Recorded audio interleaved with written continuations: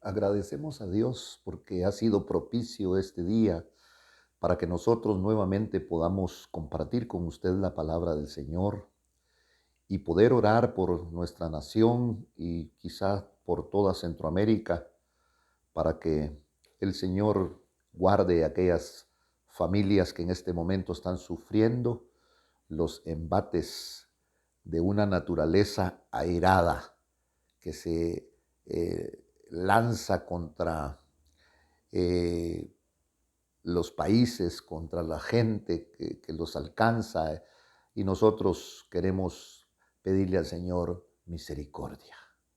Si nosotros, Señor, hemos pecado, quizá la iglesia ha sido muy indiferente, Señor, porque tú por causa de la iglesia bendices, pero también por causa de la iglesia puedes traer un juicio cuando nosotros no caminamos conforme a tu palabra.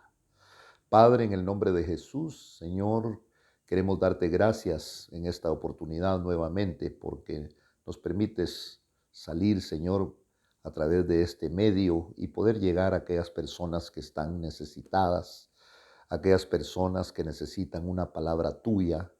Y Señor, para aquel que está afligido, para aquel que está atormentado por las situaciones que están sucediendo en Guatemala, fortalece a aquellas personas, Señor, que quizá en este momento han perdido sus casas, sus bienes, han perdido todo. Pero que si, Señor, un día confesaron tu nombre, no te han perdido a ti.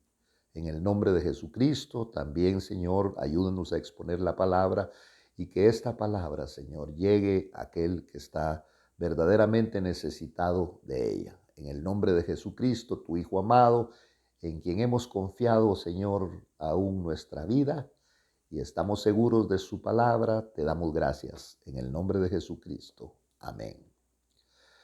En esta oportunidad quiero platicar con ustedes sobre uno de los salmos eh, y este salmo se le atribuye a los hijos de Coré y es el Salmo 44.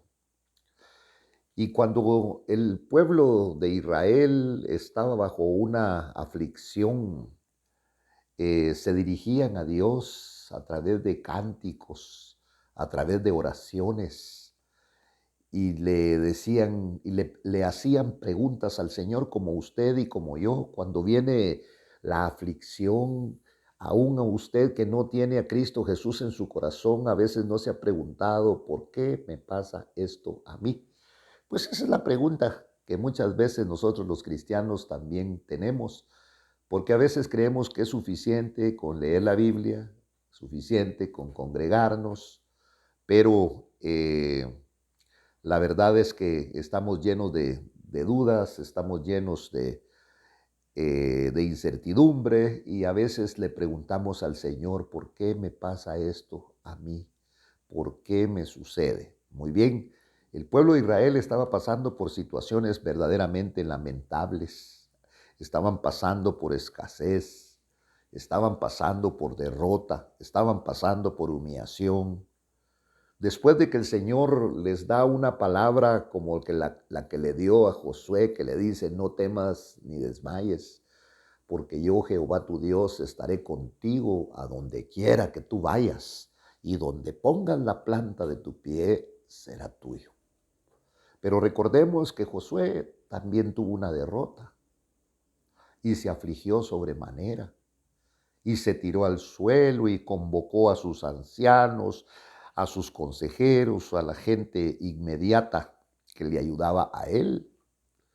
Y se tiraron en oración y se tiraron en ayuno seguramente y se humillaron delante de Dios. Y Dios le habló a Josué. Y es paradójico porque la Biblia nos manda a orar en todo tiempo. Y Josué estaba orando y el Señor le dijo, levántate, este no es tiempo de orar. Palabras del Señor. Si no es tiempo de hacer una revisión en el campamento, porque en el campamento hay maldición a causa de que llevaron cosas consagradas al anatema. Y entonces a veces nosotros nos preguntamos, ¿por qué me estará pasando esto a mí?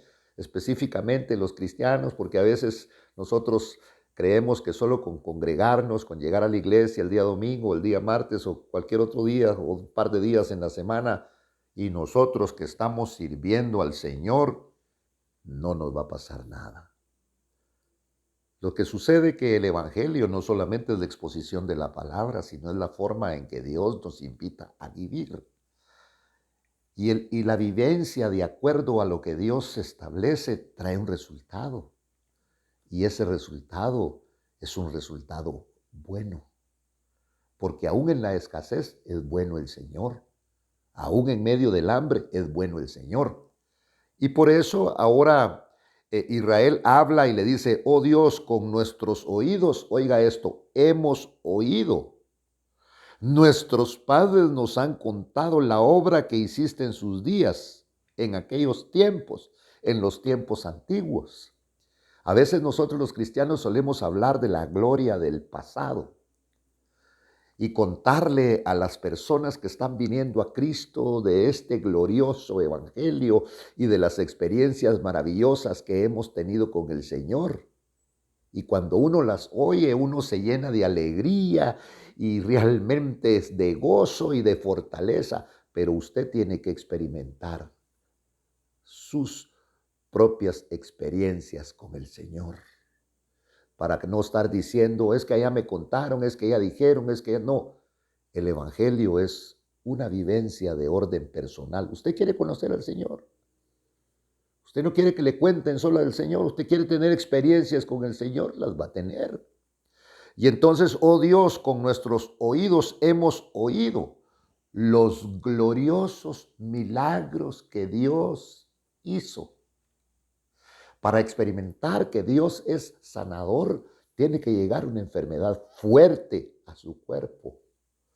Para experimentar que Dios es proveedor, no porque se encontró 100 quetzales tirados, no. Va a llegar la escasez a su vida y usted va a clamar al Señor y Dios se va a convertir en su proveedor. A través de un cáncer, a través de una enfermedad terminal, usted va a conocer al Dios sanador.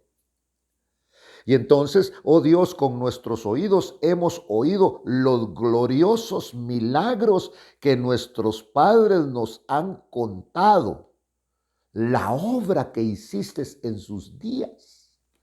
Cuando nosotros leemos que el Señor a través de Moisés abrió el mar rojo, que no hizo como un brujo, cacle, cacle, picle, picle, ni se dio el tupé como hacen hoy en los púlpitos los hombres, que los vuelven un escenario y los protagonistas de las escenas son ellos, sino que Moisés con temor y temblor frente al mar rojo se puso a temblar y dijo, Señor, ¿y ahora qué hago? Y el Señor le respondió, ¿qué tienes en tu mano? La vara, una vara. Y la vara significa autoridad y significa poder. Úsala, toca las aguas y no le quedaba otra. Ahí venía el enemigo, ahí venía Faraón, no los venían a abrazar porque era el día del Padre. Los iban a asesinar a todos. Los iban a llevar de regreso a los que quedaran vivos a la esclavitud. Y Moisés tocó con la punta de la vara el mar y se abrió. Y seguramente por eso están diciendo la obra que hiciste en sus días, en los tiempos antiguos. Hablaban de las plagas, hablaban de las pestes, hablaron cómo Dios los sacó con mano fuerte, hablaron que por 40 años a ninguno le dio una enfermedad, nadie se murió de hambre y no llevaban dinero. ¿Para qué les servía el dinero si no había que comprar ahí, no habían supermercados, no habían centros comerciales, no habían tiendas, no habían farmacias? Como en el cielo, no hay cementerios, no hay hospitales, no hay nada de eso en el cielo, porque en el cielo habrá vida y vida en abundancia y la muerte, el dolor y la enfermedad no tendrán parte. Y durante 40 años el pueblo de Israel experimentó estas cosas. Y entonces este pueblo joven decía, la obra que hiciste en sus días, en los tiempos antiguos, en donde este pueblo verdaderamente sus armas no servían, sino que su dependencia era de Dios, porque cuando uno depende de Dios, Dios va a actuar. Si tú puedes hacer una cosa y la haces, tú no necesitas del Señor. Tú sabes cocinar, tú sabes trabajar, tú eres buen profesional, tú no necesitas del Señor. Dios va a actuar donde tú no puedes. Por eso lo que tú tienes que hacer no te lo va a hacer el Señor. El Señor va a hacer lo que tú no puedes. Tú no podías cambiar de vida. El Señor vino para cambiar tu vida, para cambiar mi vida. El Señor vino para convertirte a ti, a hacer a ti y a mí una nueva creación. Y por eso es que te llama a ti y me llama a mí, los perdidos, la escoria del mundo, para que el que te conozca diga, y ese está predicando, y ese es esto. No, éramos eso, porque ahora el Señor está cambiando nuestra vida, para no ser muy futurista, y ya cambió nuestra vida. No, sigue cambiando, porque media vez estemos vivos y respiremos, el Señor sigue en un proceso. Entonces ellos habían escuchado los momentos gloriosos que este pueblo había vivido, las experiencias maravillosas que ellos habían protagonizado. Aún Josué, había una nueva generación que tal vez ya no se acordaban, que los pasaron en brazos porque eran tiernitos, pero después de 40 años, ya tenían 40, 39, 38, 35, iban a entrar a la tierra prometida. Y entonces a Josué le toca que hablarle al río Jordán, hablarle a los sacerdotes y decirle, vayan ustedes adelante, lleven el arca del pacto en sus hombros, y cuando lleguen a la orilla del Mar Rojo, me dijo Dios que se va a abrir. Como que no muchito me convence, pero yo creo que Dios le ha de haber hablado también a los sacerdotes, y entonces no eran los hombres de guerra, eran los hombres espirituales. Por eso lo del espíritu está primero que las cosas de la carne, que las cosas del mundo. Nosotros no somos cuerpos con espíritu, sino somos espíritu que le nos pusieron un cuerpo. Y entonces dice, en sus días, en los tiempos antiguos, tú con tu mano echaste fuera a las naciones. Mire, esas naciones paganas que confiaban en sus dioses, que hacían ritos, que ponían calaveras, que ponían diablos, que ponían dragones echando fuego como para amedrentar a las huestes espirituales del Señor, que en este tiempo podemos hablar de Israel. Aquellos no tenían ni siquiera armas forjadas, pero el Señor les daba algunas estrategias de guerra y les decía, ahora no van a gritar, ahora solo van a dar vueltas. Y de último les decía, ahora van a cantar y van a decir por la gloria de Jehová, por la gloria del Señor. Y eso se los decía antes. Y ellos le creían a Dios.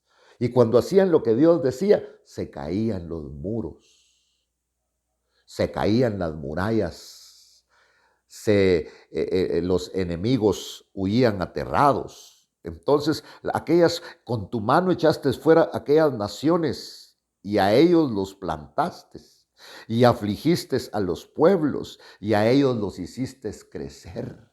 Allá en Jericó, a través de las murallas, estaban temblando los enemigos de Israel, que estaban protegidos por sus murallas y tenían ejércitos más poderosos, con armas mejor forjadas. Pero se hablaba allá adentro y decían, cuentan de un Dios que hace maravillas.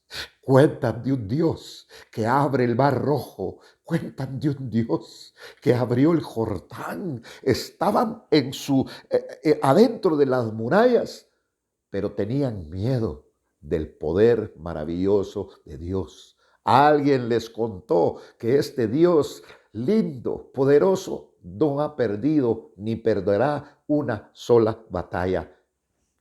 y nosotros estamos con Él y Él está con nosotros. ¿Y qué hemos hecho? Nada.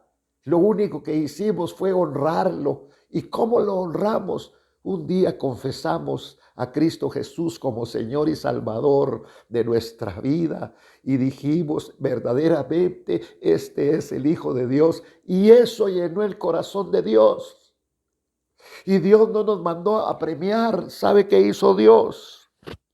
Dijo que nuestro nombre lo registraran en un libro que se llama el libro de la vida, el libro del Cordero, el libro del Cordero de la vida. Y entonces tú con tu mano echaste fuera las naciones. Bueno, ahora reconocían que no había sido su fuerza.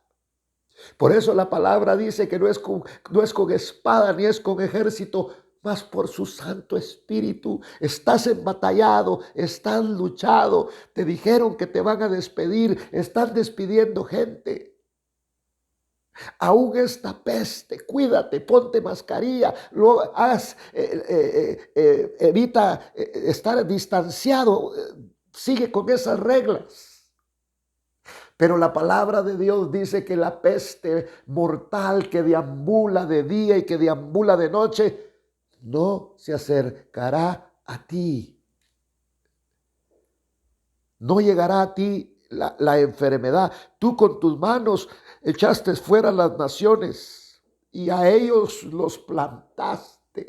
Oiga, háganse para un lado, porque aquí traigo a mi pueblo. Y entraron a Canaán y en Canaán habían muchos enemigos. Porque antes que llegue lo del Espíritu, lo de Dios, llega lo del diablo. Por eso, mire, nosotros antes de ser cristianos fuimos con brujos, fuimos con adivinos, fuimos con un montón de gente esotérica, estuvimos ensimismados en drogas, estuvimos porque antes que llegue lo de Dios están los demonios esperando. Y esos demonios que muchas veces nos dicen, tú no vas a aguantar. Si sos un hipócrita, si sos esto, si sos una prostituta, si sos un homosexual, pero tú tienes la templanza y categoría porque te da al Señor el derecho a decir, eso era antes, porque Cristo Jesús me ha cambiado. Un evangelio que transforma, un evangelio que cambia, un evangelio que hace distintas a las personas, pero puede ser que tú no estés viviendo ese evangelio. No te descalifiques. Sino hoy en este momento puedes empezar. ¿Y cómo empiezas? Pues diciéndole al Señor que tú no puedes. Señor, si lo que está diciendo ese hombre es cierto, yo quiero vivir ese evangelio. Pero tienes que reconocer, yo no puedo, yo tengo mal carácter, yo todavía fumo, yo todavía tomo, porque hay muchos cristianos evangélicos así. Pero tienen una lucha tremenda. Soy muy egoísta, soy muy pleitisto, porque el Señor está haciendo y va a hacer una obra completa en tu vida. Entonces las naciones, tú con tu mano echaste fuera las naciones, los echó fuera y a ellos los plantaste. Oiga, como que eran arbolitos. ¿Por qué habla de plantar? Porque usted, si es cristiano, tiene que dar fruto. Si yo soy cristiano, tengo que dar fruto. Por eso, qué lindo es cuando leemos el Salmo número 1, porque el Señor dice, serás como árbol plantado junto a las corrientes, que su hoja no cae y dará su fruto en su tiempo. No así dice el impío, que es como el tamo que se lleva el viento. De un lado para otro, no tienen sosiego. Tú con tu mano echaste fuera a las naciones, aquellas naciones paganas que, repito, confiaban en sus dioses, que tenían armas de guerra, que su vida era pelear. Fueron echadas, pero no por el hombre, sino por el Señor. Y a ellos los plantaste. Oiga, qué lindo es porque los plantó. ¿Para qué? Para que dieran fruto, como acabamos de hablar. Para que dieran fruto. y afligiste a los pueblos, y a ellos, tu pueblo, los hiciste crecer. Pero inmediatamente dices, pues no por su espada tomaron posesión de la tierra. Hoy, por eso nos predican un evangelio de logros humanos, donde el hombre puede decir, esto lo hice yo, esto también lo hice yo, esto soy yo. El evangelio no es de logros humanos, sino toda la honra y toda la gloria es del Señor. ¿Por qué estamos en el evangelio? Asumo que usted también está. Porque éramos unos inútiles, porque éramos la escoria del mundo, porque éramos la basura del mundo, porque éramos lo vil y menospreciado, y nadie verdaderamente cristiano se puede gloriar en lo que es, porque si nos vamos a gloriar, tenemos que gloriarnos en Cristo Jesús. Hasta el mejor predicador tiene que gloriarse en Cristo Jesús, porque su palabrerío muchas veces no viene de él, sino viene de la presencia del Señor. Y bueno, Dios no quiere un palabrerío. Dios quiere que hablemos una o dos palabras que vengan precisamente de su presencia y que vengan del cielo. Y entonces afligiste a los pueblos y a ellos los hiciste crecer. ¿Sabe qué me imagino yo? A la familia de Jacob. Aquella familia de Jacob que eran como 62. Y de pronto Jacob manda a 2 de sus hijos a Egipto. Cuando ellos llegaron a Egipto eran poquitos. Y fueron sus hijos a Egipto a ver cómo era, a ver si no había violencia, a ver. Y luego la familia de Jacob llegó ahí y el Señor los hizo crecer. Porque cuando salieron de Egipto, después de 420 años aproximadamente, iba 1 millón de hombres de guerra, más las mujeres, más los niños, era porque Dios los hizo crecer, pero no solamente los hizo crecer numéricamente, sino los hizo crecer espiritualmente. ¿Por qué razón? Porque en Egipto tenían ídolos, tenían serpientes, tenían caballos, tenían bueyes como ídolos, porque los egipcios eran muy dados a adorar a estos animales, a hacerles un lugar, a adorar la leña, a adorar la piedra. Y el pueblo de Israel fue agarrando estas costumbres y entonces el Señor los metió al desierto para enseñarles que no solo de pan vive el hombre, sino de toda palabra que sale de la boca de Dios. Y les dio estatutos y les dio leyes y les dio, se dio a conocer con ellos para que ellos pudieran adorar única y exclusivamente a un Dios, al único Dios verdadero. Ellos lo conocían como Jehová de los ejércitos, como Yahvé, como el Shaddai, como el Dios Todopoder. Y el Señor los llevó y ellos en el desierto. El Señor quería tener amistad, quería consentirlos, quería que lo conocieran, que es un Dios bueno que guarda y que protege, pero se desviaron. Y entonces dice, tú con tu mano echaste fuera a las naciones y a ellos los plantaste y afligiste a los pueblos, porque los pueblos decían, ahí vienen los hebreos. Esos dicen que vienen de más allá del sol.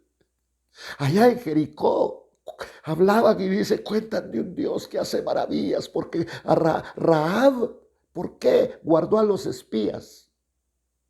¿Por qué guardó a aquellos varones que llegaron a investigar la tierra de Egipto? Ya oí, dijo ella, ya oí de las cosas que hace su Dios. Ya oí de las maravillas que hacen, los voy a ocultar aquí y por favor, cuando ustedes conquisten Jericó, oiga, ¿quién le dijo que le iban a conquistar? Solo quiero que tengan misericordia de mí y de mi familia. Y por haber guardado a aquellos espías, el Señor sacó a Rahab con toda su familia. Claro, no fue fácil para Rahab, ya en otras ocasiones hablamos un poquito de esto. Acordémonos que Rahab como oficio tenía la prostitución, un gran prostíbulo donde la primera dama del prostíbulo seguramente era ella, va, y otras que le seguían, y se la llevan a vivir con los hebreos.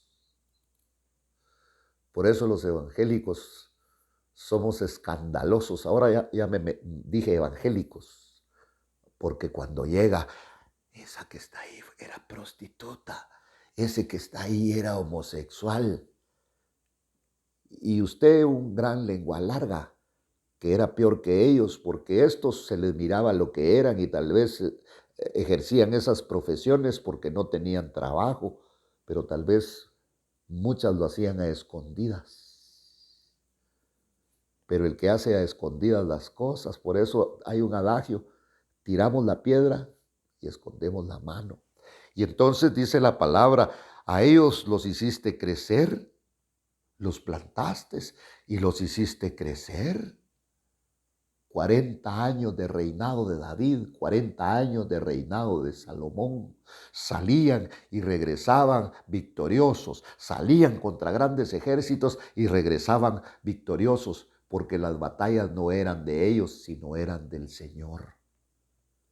Y cuando estos reyes obedecieron a Dios, el período que se llama teocrático, porque era el gobierno de Dios, no perdían las batallas. Quizá una escaramuza que otra perdían, y eso servía para que se volvieran nuevamente al Señor, porque se habían descuidado en su relación. Cuando uno todo le sale bien, y le sale bien, y le sale bien, y le salen bien las cosas, hasta de orar se olvida, de invocar a Dios.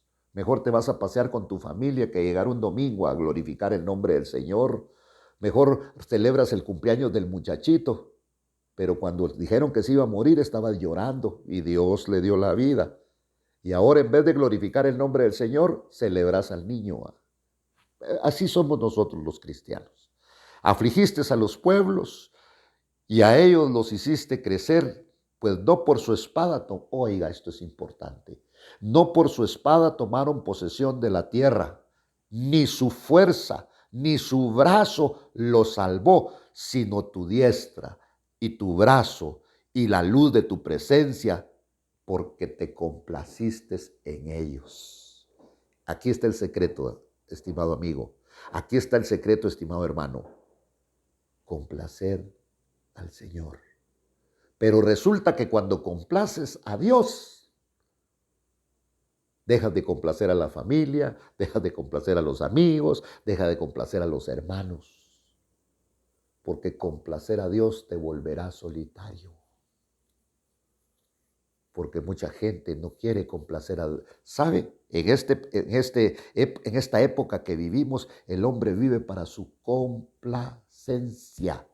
Pregúntele a la mayoría por qué se casó. Querían ser felices.